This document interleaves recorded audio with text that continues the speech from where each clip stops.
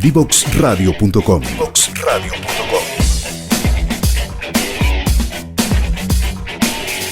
Conversaciones que simplifican lo complejo.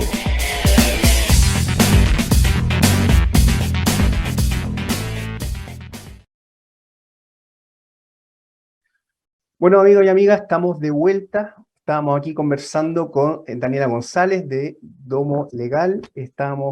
Justamente habíamos quedado, Daniela, pendiente respecto a los desafíos de la institucionalidad. Ya, efectivamente tú mencionabas que un tema importante que no se quedaba corta, digamos, la legislación y la normativa actual con respecto a la CNE, digamos. Y también estaba comentando algo también del coordinador, ¿ya?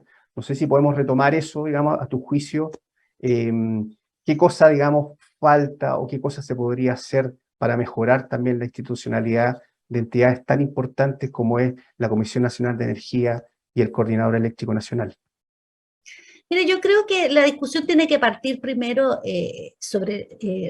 reconociendo, identificando cuáles son los desafíos del sector de aquí a el 2030 o la fecha que se estime o se vaya proyectando para contar con una matriz 100% renovable, que la discusión es qué institucionalidad necesitamos para ese camino y probablemente eso significa un proceso transitorio, ¿no es cierto?, de cambios quizás al principio menores para hacer cambios mayores, y ahí está abierta la cancha. Yo creo que se puede discutir aspectos como es necesario, como ocurre en Chile, tener el regulador separado del fiscalizador. Eso no ocurre en todas partes, más bien la necesidad es contar con un regulador independiente como la Comisión del Mercado Financiero. Sería esa quizás el tránsito que debiese hacerse. Probablemente requerimos contar con más flexibilidad y rapidez en el desarrollo regulatorio. Ahí también hay que preguntarse si los instrumentos con los que hoy día contamos son los necesarios, y los procesos para adecuarlos son los que se requieren.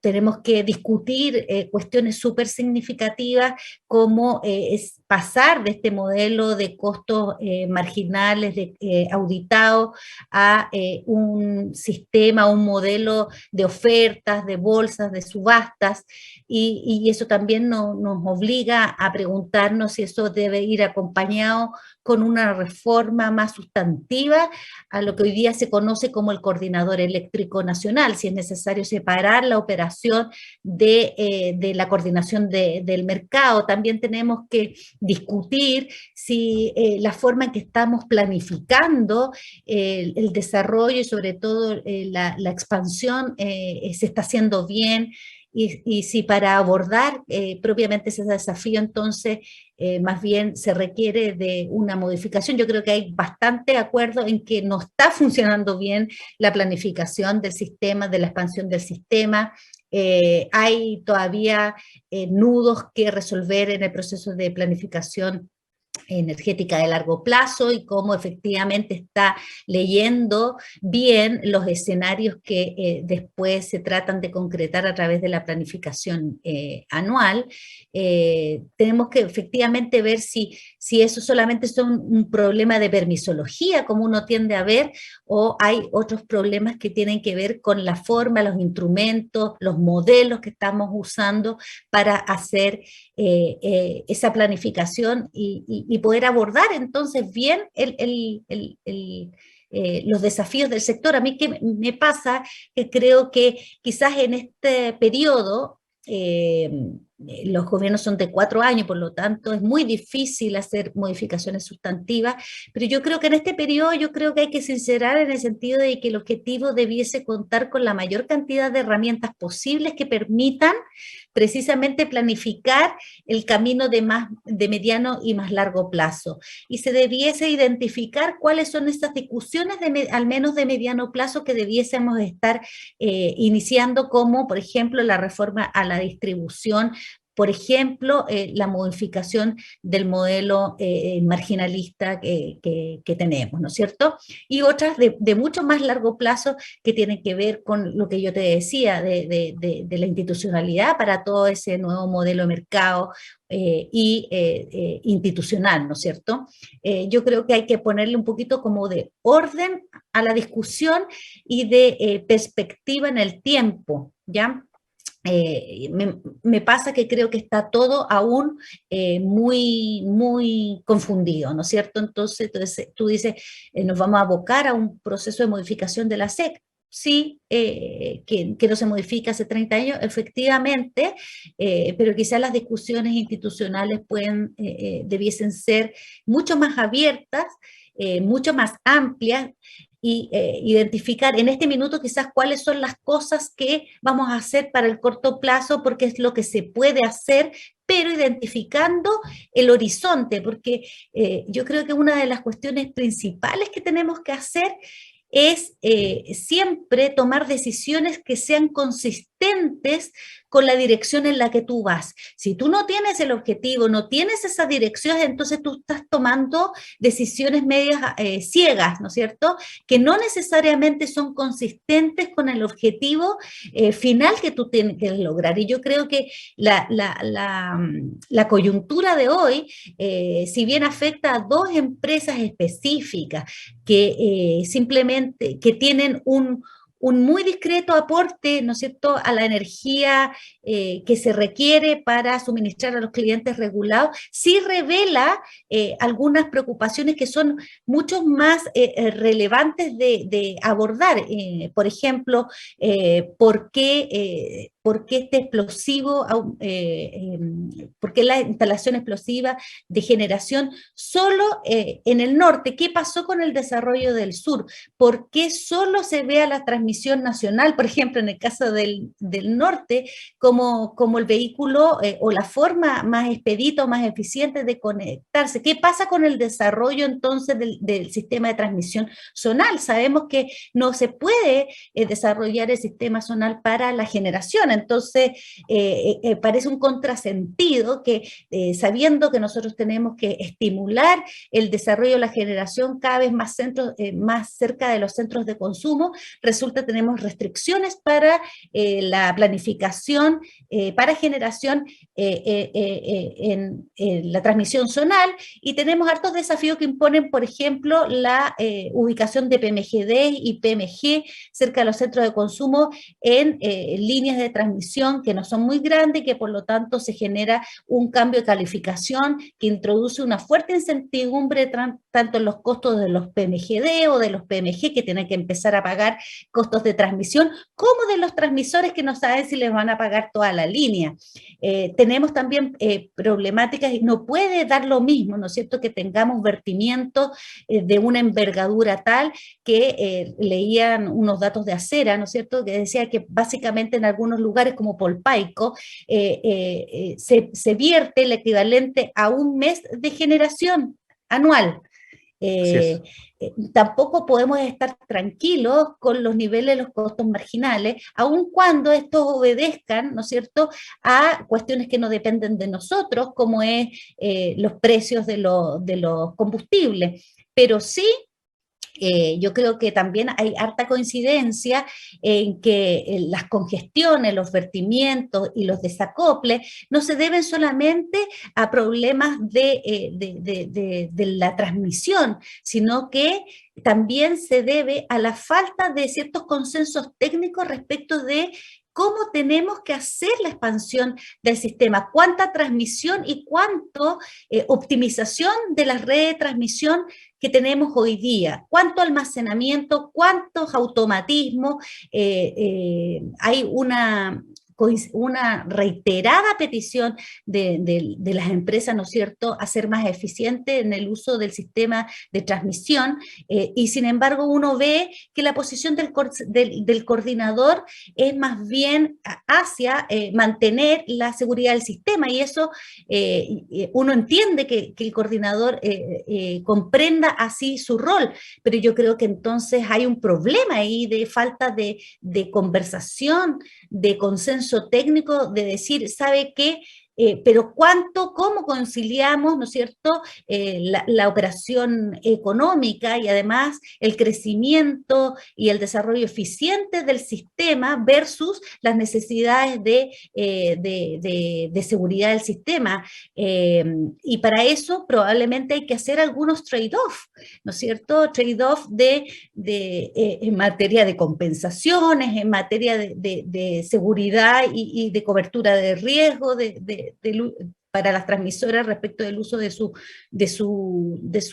instalaciones, pero también para el propio coordinador que tiene, y probablemente poca gente se acuerda, tiene un régimen de responsabilidad de los consejeros que a mi juicio es nefasto y que incentiva un ejercicio más bien conservador del rol, porque lo hace personalmente responsable con su patrimonio, ¿no es cierto?, de las consecuencias de una decisión. Eso yo creo que es brutal, no existe en otros organismos como corporaciones autónomas de derecho público, y yo creo que esa es una definición legal que yo creo que se debe revisar, y así, ¿no es cierto? Entonces, tú ves que a propósito de la coyuntura se ven temas que son mucho más de fondo y que son las que se tienen que ir resolviendo para hacer un proceso de transición que sea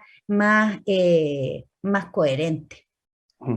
Daniela, pero todos estos temas que tú mencionas, ¿ya? Y que hay algunos, yo lo he escuchado en varias de estos programas también, invitados de alguna manera.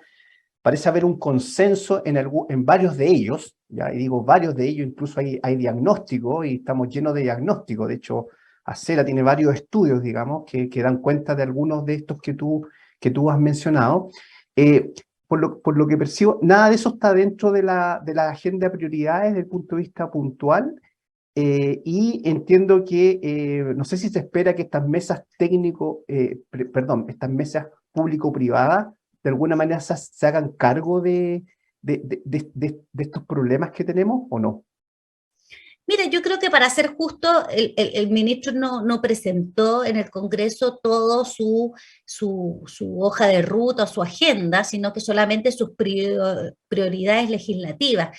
Pero todavía cuesta ver, como te decía, cómo todas estas piezas forman una foto que no es el término de la transición energética. Ese sería medio absurdo pedirle a un ministro eso ahora, pero sí cómo obedece a la parte del camino que corresponde, ¿no es cierto? Y que es consistente, y que se ve que va en la dirección correcta. Yo creo que los proyectos de ley que se contemplan en la priorización son todos razonables, pero no necesariamente abordan, ¿no es cierto?, en su conjunto todas las problemáticas de una manera integral, que uno vea que hay ahí una hoja de ruta. Y como tú has dicho, acá hay muchos diagnósticos. No estoy tan cierta que sean diagnósticos comunes, porque si no estaríamos todos más preocupados y con el acelerador más puesto, pero lo más preocupante es que yo creo que todavía no existe una hoja de ruta común. Sabemos que las empresas han promovido la conversación sobre hojas de ruta, lo hizo Enel, ¿no es cierto? El propio gobierno lanzó una agenda de energía un poco tiempo antes de la salida de Claudio Huepe, ¿no es cierto? El coordinador tiene su propia hoja de ruta y tú dices, pero ¿cómo es posible que esto sea así? O sea, no puede ser que cada actor tenga su propia agenda y su propia hoja de ruta. Tiene que haber una cuestión que sea única, que sea sobre la cual se construya un cierto consenso para que exista la claridad de que sí, hay una hoja de ruta con medidas de corto, mediano y largo plazo, y a cada uno le corresponde estos roles. Entonces, no sé si esta mesa tiene un propósito y un objetivo específico, y no es discutir la transición energética. Probablemente se puede aprovechar, sí, esto para poner sobre la mesa, ¿no es cierto?, estas preocupaciones que surgen a propósito de esta coyuntura, ¿no es cierto?, pero que tienen tienen un efecto, un impacto de más largo plazo o dan cuenta de problemáticas, más bien dicho, que tienen que abordarse pensando más en el mediano y largo plazo, porque imagínate todo esto, o sea, el escenario que llevó a María Elena y a Cabo Leones 2 a quedar en esta situación, nada dice que va a cambiar en el corto plazo, o sea, todos saben que las situaciones de congestión, vertimiento, desacople, probablemente se acompañen hasta que termine Quemarlo Aguirre, y muchos dicen que esa línea nació copada, entonces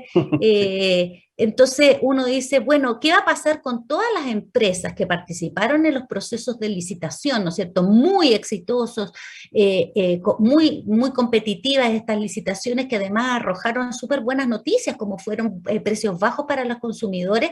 Bueno, ¿qué va a pasar cuando se inicie el suministro, las obligaciones de suministro de todas esas empresas que ofrecieron precios tan o más competitivos que las empresas que hoy día están en insolvencia? Entonces, uno no ve cómo estamos cambiando la aguja para que eso no ocurra, y yo creo que no va a ocurrir si no se hacen cuestiones como optimizar el sistema de transmisión, lo que significa es llegar a un consenso con el coordinador. Hoy día yo creo que no lo hay.